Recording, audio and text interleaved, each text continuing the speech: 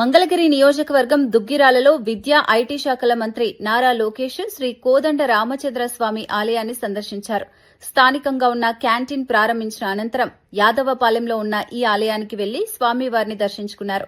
ఈ సందర్భంగా మంత్రి లోకేష్ ప్రత్యేక పూజలు నిర్వహించారు. ఆలయ అభివృద్ది మరియు భక్తుల సౌకర్యాలపై స్థానిక నాయకులతో కూడా ఆయన చర్చించారు.